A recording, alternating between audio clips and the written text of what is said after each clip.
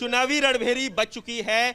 उत्तर प्रदेश में 7 चरणों में चुनाव होंगे और ऐसे में कोरोना की तीसरी लहर के बीच इस बार मतदाता अपने मताधिकार का प्रयोग करेगा। लोगों से बात करते हैं जो अन्य दलों से ताल्लुक रखते हैं, किस तरह से क्या चल रहा है। सबसे पहले आपसे ही बात कर लेते हैं, क्या लग रहा है? चाय की चुस्कियां ली जा रही हैं, शीत लहर चल रही है, लेकिन तपिश अब और बढ़ चुकी है। डेट डिक्लेयर हो चुकी है। निश्चित तौर पर डेट डिक्लेयर हो चुकी है और भारतीय जनता पार्टी के कार्यकर्ता बूथ स्तर पर अब हमारा पूरा संगठन मजबूत है और हमने जिस प्रकार पार्टी ने काम किया है उत्तर प्रदेश के पहले ही चरण में सभी आगरा की सभी सीटों में पहले चरण में होगा। और मैं आपको फिर बता देना चाहता हूं कि भारतीय जनता पार्टी अपना बूथ तक पूरा स्ट्रक्चर मजबूत कर चुकी है, कार्यकर्ता तैयार हैं और निश्चित तौर पर योगी जी ने जिस प्रकार काम किया है लाभार्थियों से द्वारा हम लोग मिलकर निश्चित तौर पर हम लोग जिस पिछली बार बीजेपी के पाले में सभी 9 का 9 भगवा लहराया था, इस बार क्या स्थिति देख रहे हैं? देखिए, पिछले 5 साल के अंदर देश की जनता लुटी है, पिटी है और गरीब हो चुकी है। देश की जनता के हाथ में कटोरा आ चुका है, तो निश्चित तौर पर देश की जनता अब जवाब देने वाली है, क्योंकि ये जवाब तो जनता देगी और देख लेना प्रत्येक ईवीएम से कमल खिलेगा निश्चित तौर पर, क्योंकि जिस प्रकार कि पंजा मारेगा हाथ के साइकिल खिलेगा। देखो, ऐसा है, ना तो पंजा मारेगा ना साइकिल की हवा निकलेगी। मैं आपको बता दूं, इस उत्तर प्रदेश का किसान आज भारतीय जनता पार्टी की सरकार बनाने जा रहा है। बिल्कुल बना लग रहा है, बना रहा है किसान? नहीं, 7 चरणों में चुनाव हो रहा है और 15 तारीख तक कैंपेन कर्फ्यू का ऐलान कर दिया है। कोई भी कार्यक्रम नहीं होगा, रात में 8 बजे से सुबह 8 बजे तक नहीं होगा, तो इसको नाम दिया कैंपेन कर्फ्यू। तो किस तरह से देख रहे हैं? कई सारी बंदिशें लगा दी हैं राजनीतिक दलों पर, नेताओं पर। तो क्या लग रहा है, चुनाव कितना कैसे होने जा रहा है? इस बार चुनाव बहुत टिपिकल चुनाव होगा। कैसे हम लोग कैंपेन करेंगे, कैसे हम लोग वहाँ घर घर जाएंगे, ये हमें देखना है। और इस बार अगर आपराधिक प्रवृत्ति का कोई भी उम्मीदवार है तो उसका विज्ञापन टेलीविजन पर और अखबार पर देना पड़ेगा, उसकी डिटेल बतानी पड़ेगी कि ये मुकदमे हैं। बिल्कुल बिल्कुल सही बात है, और उसकी डिटेल बनानी पड़ेगी उस पर क्या क्या मुकदमे हैं। और इस बार प्रियंका दीदी का हाथ का निशान मतलब हाथ आने वाला है। की बात कर रहे हैं आप, क्या कहना चाहेंगे साहब? किस तरह से देख रहे हैं आप? बस चुनावी रणभेरी बच चुकी है और चुनावी रणभेरी जो बच चुकी है उसके मुकाबले में तो प्रियंका गांधी यहाँ पे कैंपेन कर रही हैं और नजर आ रहा है। लोग कह रहे हैं फाइट तो एसपी वर्सेस बीजेपी हो रही है। नहीं, ऐसा कुछ नहीं है। प्रियंका गांधी के साथ भीड़ है, वोट वास्तविक भारतीय जनता पार्टी के साथ है। आप क्या कहना चाहेंगे? देखिए, उत्तर प्रदेश से जिस दिन से प्रियंका गांधी जी ने जो आगाज किया है, वो एक जनता में समूह जो पैदा हुआ है, लड़की हूँ लड़ सकती हूँ, बीजेपी उससे बौखलाई हुई है। और वो जाहिर भी हो रहा है कि उनकी बौखलाहट संभव भी है, क्योंकि प्रियंका जी के मारे उत्तर प्रदेश में, पूरे देश में गांधी परिवार जिस तरीके से लड़ाई लड़ रहा है, देश के प्रधानमंत्री नरेंद्र मोदी जी घबराए हुए हैं। तमाम तरह की चीजें हैं। तमाम 10 मार्च को नतीजे आने। क्या कहना चाहेंगे?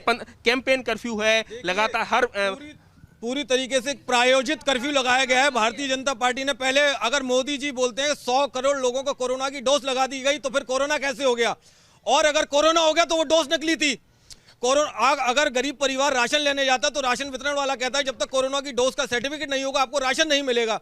तो फिर ये कोरोना कर्फ्यू क्यों लगाया जा रहा है? ये एक साजिश है विपक्षी दलों को कैंपेनिंग ना करने के लिए। और चूंकि बीजेपी कैंपेनिंग भी करेगी, अपनी सभाएं भी करेगी, बीजेपी ने सवाल ये है, आपका सवाल ये सपा, बसपा और कांग्रेस, जैसे सपा के अखिलेश यादव ने कहा था कि ये भाजपा की वैक्सीन है, मैं नहीं लगवाऊंगा, बाद में इसी वैक्सीन को लगवाया। मैं आपके चैनल के माध्यम से कहना चाहता हूं, ये आरोप लगा रहे हैं देश के वैज्ञानिकों पर जिन्होंने कोरोना वैक्सीन बनाई, ये कह रहे हैं कि ये कोरोना वैक्सीन नहीं, कोरोना खराब था।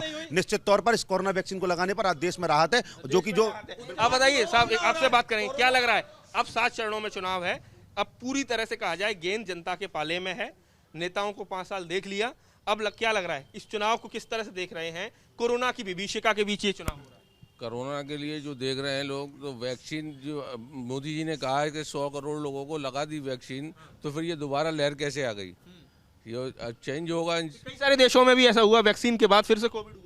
नहीं, यहाँ तो पूरी 100 करोड़ लगा दी ना मोदी जी ने, फिर यहाँ दोबारा कैसे लौट के आ गया? बूस्टर डोज भी लगना शुरू। चुनाव के समय में ही कोरोना क्यों आया? चुनाव के समय में ही कोरोना क्यों आया? चुनाव इससे पहले कौन ये कहते हैं कोरोना की जब लहर खत्म हो चुकी थी, अब चुनाव के समय ही कोरोना आया, कि जिससे उनको पावर मिल जाएगी सब चुनाव प्रचार करने का, और अन्य दलों को प्रचार करने की नहीं मिल पाएगी अनुमति। बीमारी कभी कहकर नहीं आती है, अगर बीमारी आई है तो उसका इलाज हो रहा है। निश्चित तौर पर देश के वैज्ञानिकों ने उसकी भी कोरोना की वैक्सीन बनाई, जिस पर हम लोगों ने राहत पाई। अब जो नया वेरिएंट आया है ओमिक्रॉन, वो विदेशों में भी आया हुआ और हिंदुस्तान में भी क्या लग रहा है, क्या लग रहा है, तमाम नेता लोग डरे हुए हैं कि कैसे होगा इलेक्शन, तमाम बंदिशें लगा दी हैं, क्या कहना चाहेंगे? ये तो देखिए इन लोगों की सोच है कि ये डरे हुए हैं कि नहीं है। जैसे कि चुनाव तो सबों के लिए एक बराबर है, भारतीय जनता पार्टी भी चुनाव लड़ रही है, अन्य दल भी चुनाव लड़ रहे हैं, हमें कोई परेशानी थोड़ी ना है उससे। जी बिल्कुल। क्या कहना चाहेंगे, बोलिए। मैं ये कहना चाहता हूँ, अगर कोरोना है तो फिर ईवीएम से चुनाव क्यों कराया जा रहा है? ईवीएम का बटन बार बार दबेगा, उससे कोरोना नहीं फैलेगा। फिर तो बैलेट पेपर तो चुनाव कराया जाए, एक व्यक्ति को एक बैलेट मिलेगा, वो डाल दे, आप मशीन हटा दीजिए। फिर अगर मोदी जी मानते हैं, भारतीय जनता पार्टी मानती है ओमिक्रॉन है और तीसरी लहर है ये, तो आप जो है बैलेट पेपर से चुनाव करवाइए। हर कहा जाए पोलिंग सेंटर पर, पोलिंग बूथ पर मास्क और मास्क अनिवार्य कर दिया है। बिल्कुल होगा, मास्क अनिवार्य होगा, सैनिटाइजर भी करोगे आप, लेकिन उसके बाद भी कोरोना का खतरा बना रहेगा। मशीन है, एक पोलिंग बूथ पे 800 से 1000 1200 की लोकतंत्र के लिए चुनाव जरूरी है। ये हमारे देश की कार्य शक्ति है, एक व्यवस्था है कि 5 साल में चुनाव होंगे और अगर जनता नहीं चाहेगी जो दल को उसको हटा देगी। लोकतंत्र में चुनाव जरूरी है, मगर पहले हमारी जान भी जरूरी है। जब हमारी जान होगी तो हम चुनाव भी मतदान भी कर सकते हैं और इस देश से भी जो है जैसी भी समस्या आएगी उससे निपटेंगे। पहले इलेक्शन कमिश्नर ने कहा, ईसी के चीफ मुख्य चुनाव आयुक्त ने कहा, सुशील चंद्रा ने, चाहे आंधियां कितनी भी आए फिर भी चिराग जलता रहता है अगर उसको वोट दे दिया जाता है। उन्होंने एक शायरी पढ़ी, तो इसको कैसे? शायरियों से देश नहीं चलता, शायरियों प्रैक्टिकल रूप में आप जाएंगे तो आप जब वोटिंग के लिए आपको रैली करनी पड़ेगी या चुनाव कैंपेनिंग करनी पड़ेगी, कहीं ना कहीं उससे कोरोना बहुत ज्यादा फैल भी सकता है। और तमाम दलों के लोग खुद ही सामने आए, उन्होंने अपने वर्चुअल कैंपेन शुरू कर दिए, वर्चुअल कैंपेनिंग कर दिए। मगर ये एक बहुत टिपिकल पोजीशन होगी कैंडिडेट के लिए चुनाव लड़ना,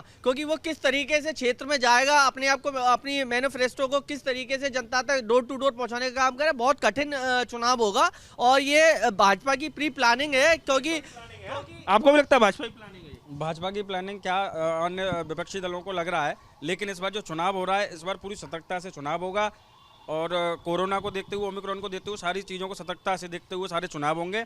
और मेरे भाई कह रहे थे अभी के प्रियंका गांधी के बारे में कि मैं लड़की हूँ, लड़ सकती हूँ। जब वो अधेड़ उम्र में आई हैं, जब उनको पता चला है कि मैं लड़की हूँ, इससे पहले कहाँ थी वो? उससे पहले नहीं पता था कि उनको वो लड़की हैं। खैर वो कोई भी हो, लेकिन आज महिला शक्ति में आधी आबादी में जबरदस्त मैसेज तो यही मैसेज है जो मैं बता रहा हूँ आपको। झांसी में भी मैसेज देखा गया था, पूरी रैली देखा था आपने, दौड़ में किस प्रकार लड़कियों को गिरवा दिया, क्या घटना घटी है। बरेली में हुई, बरेली में भी वो बरेली में भी घटना हुई। झांसी में लड़कियों का समूह था जिसमें खुद प्रियंका गांधी जी पहुंच रही थी और प्रियंका गांधी जी के चक्कर में उन लड़कियों को चोट लगी, वो लड़कियां गिरी, उन्होंने जानबूझकर इस घटना को कराया।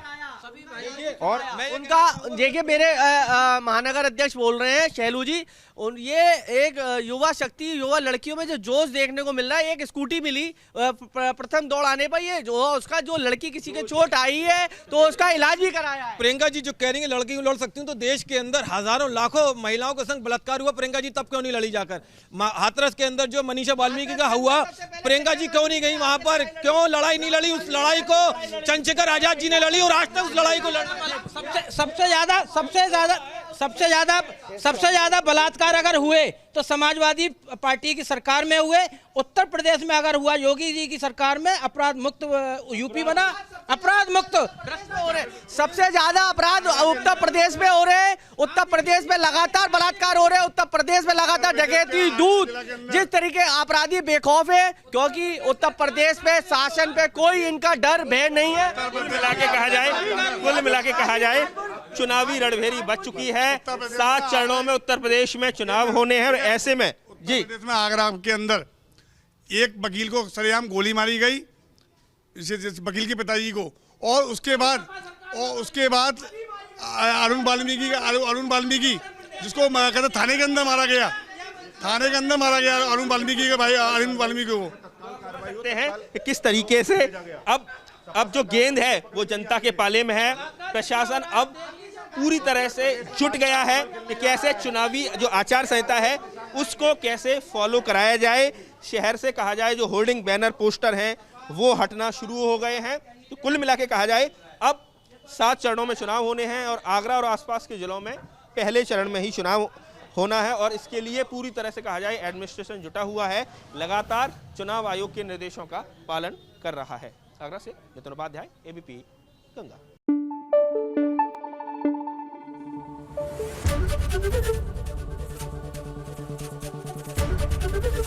एबीपी गंगा, खबर आपकी, जुबान आपकी।